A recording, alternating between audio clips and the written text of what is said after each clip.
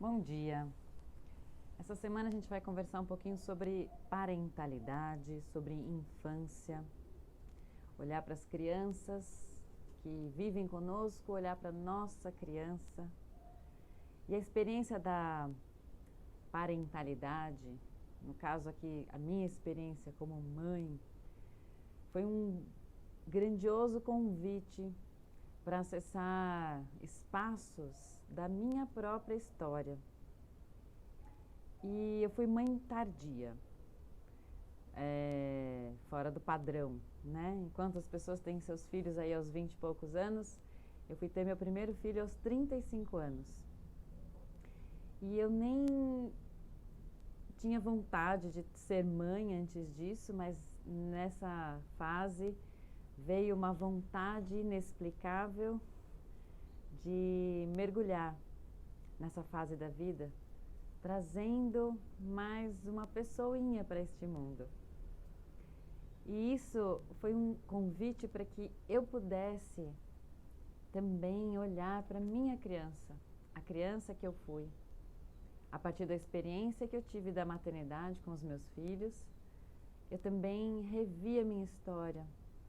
Fechei portinhas abertas, pude perceber o que é a infância e como é que nós vemos as crianças, como é que nós tratamos as crianças, como eu fui tratada e o que eu gostaria de criar como espaço de ser para as crianças.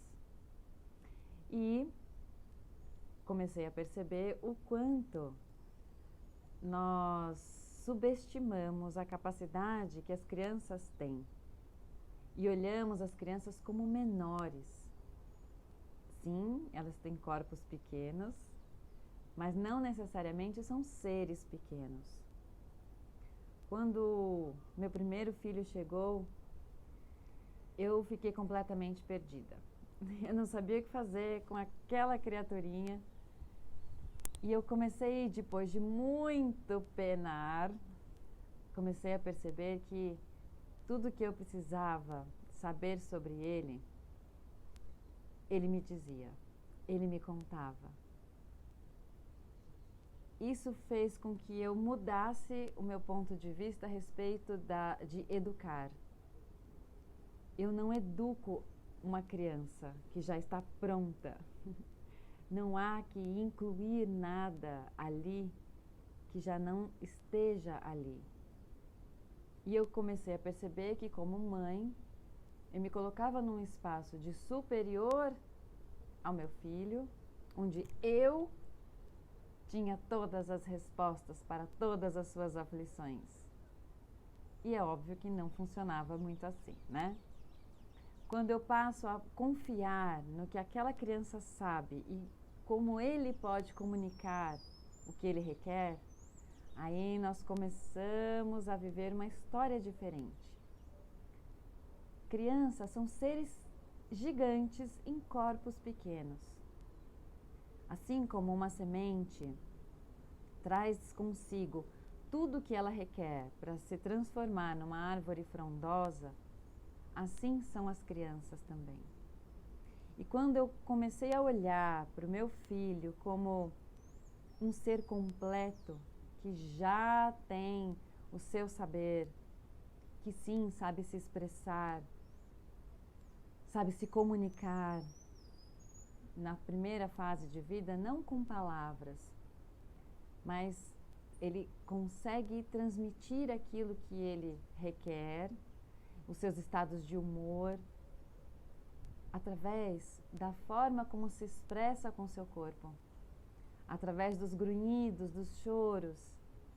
E aí eu comecei a me conectar com aquele serzinho e eu descobri que tenho poderes psíquicos.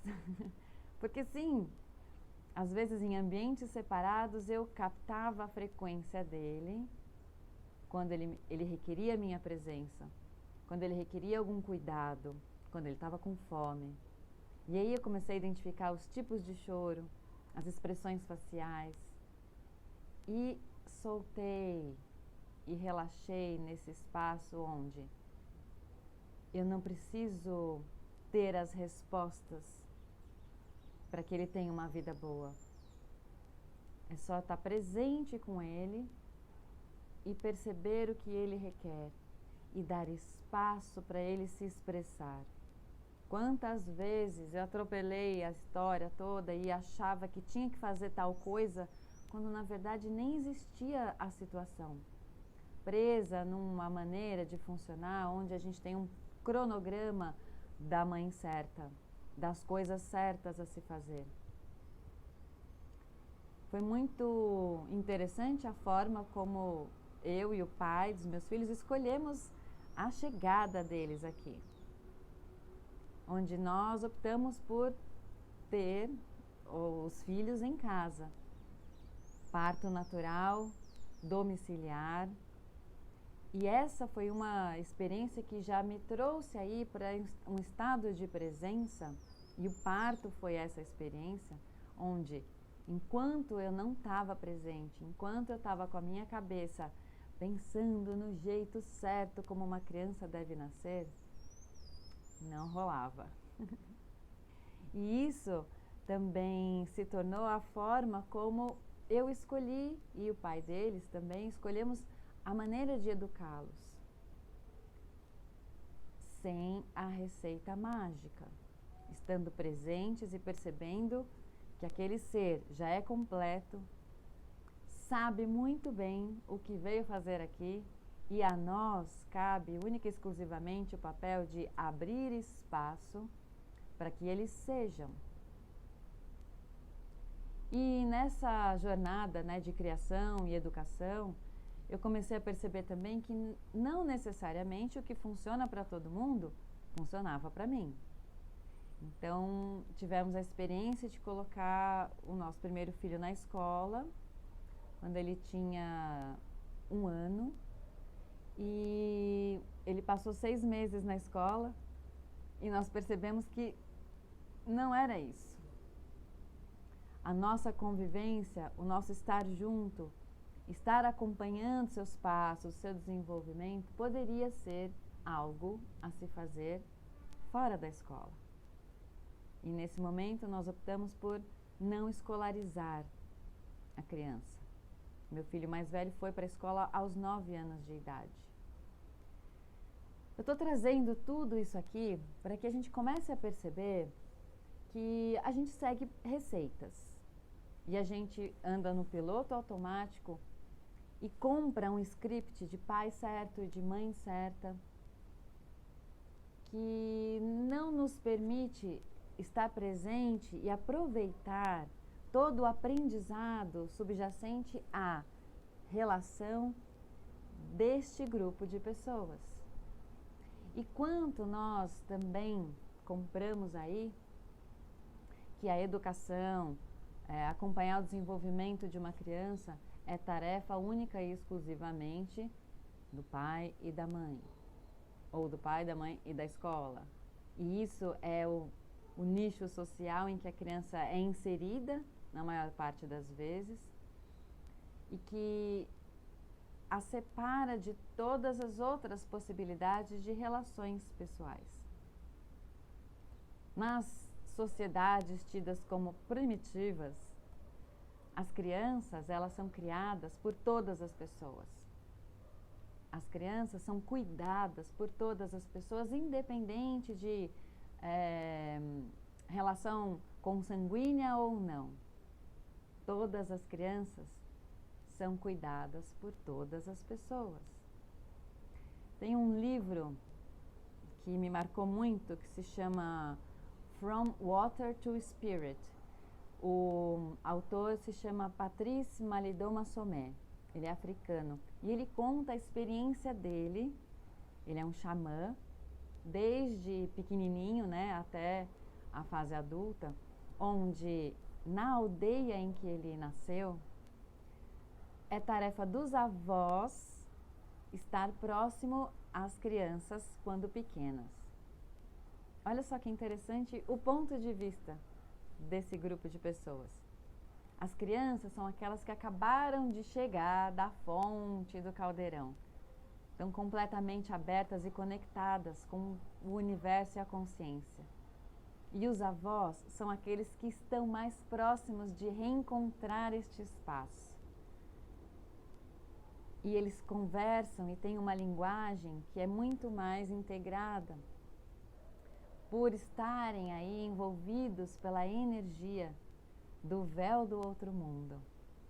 Então as crianças nessa aldeia são criadas por todos, mas cabe aos avós os cuidados mais pessoais. Então as crianças não moram na casa dos pais quando pequenas, moram na casa dos avós. E na sua fase de adolescência voltam para o convívio com os pais. E numa relação com aquela sociedade que já requer deles uma outra presença, uma outra participação.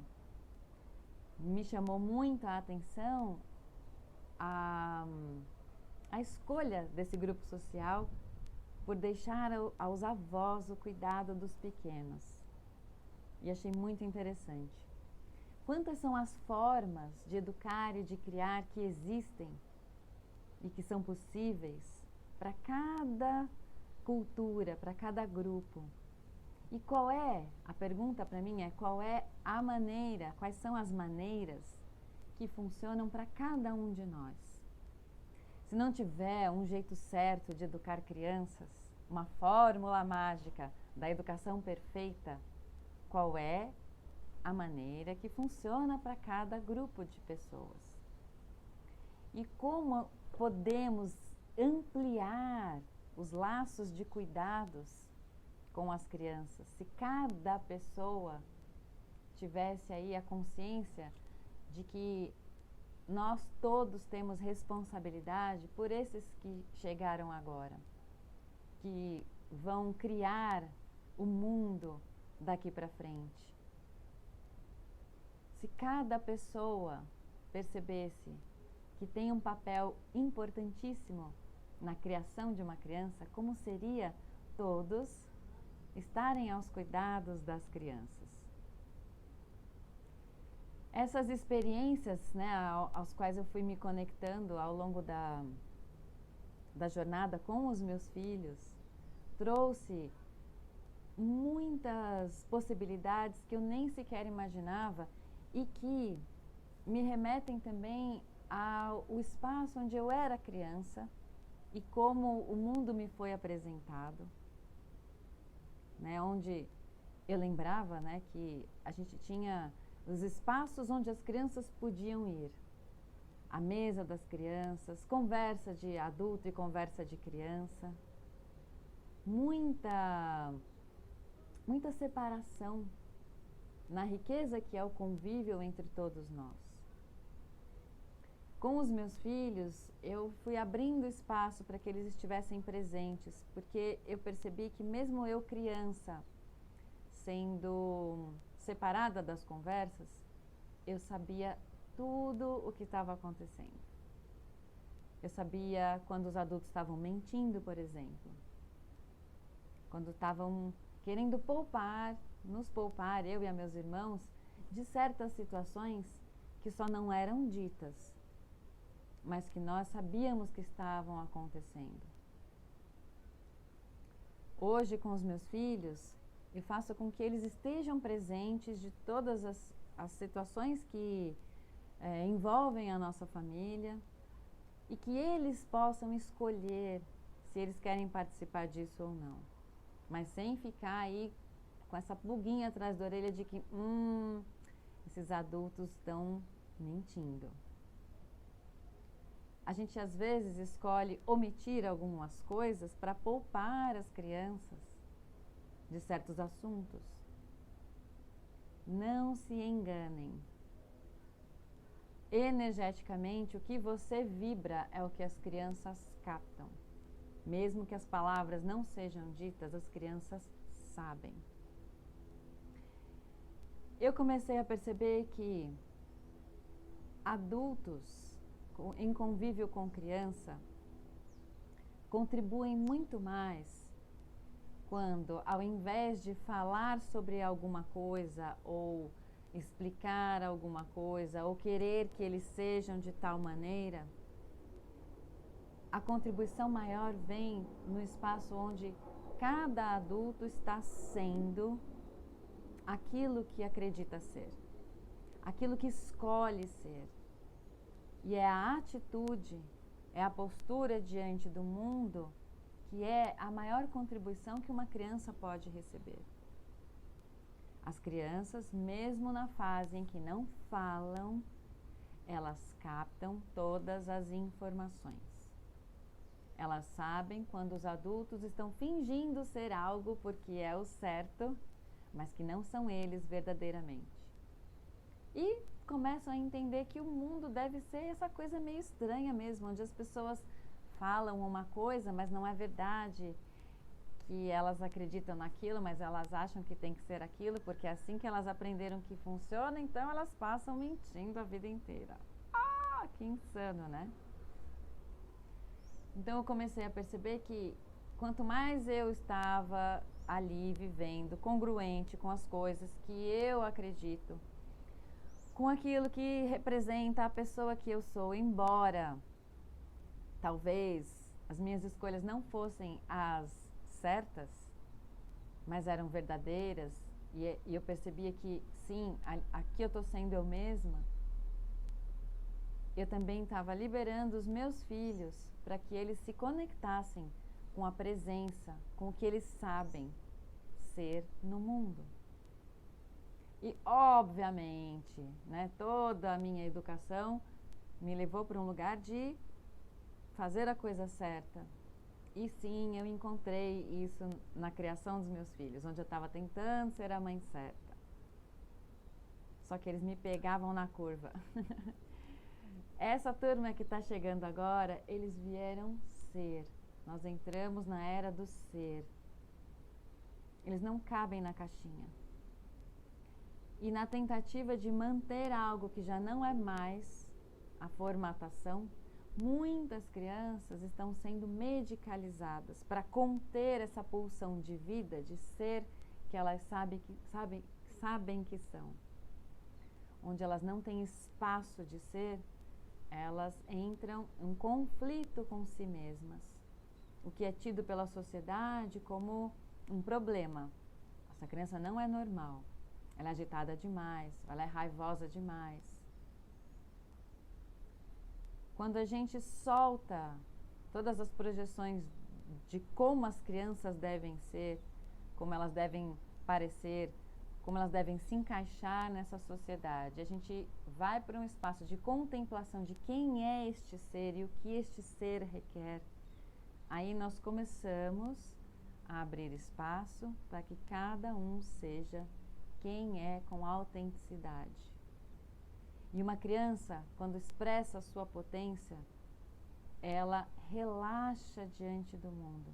Não existe mais o conflito interno que fica oprimindo a pulsão de vida dela. E nós, como adultos, vamos acompanhando, né? E abrindo espaço e preparando o ambiente de ser para cada criança, olhando para quem cada uma delas é. Eu tive um filho, depois de 4 anos tive outro.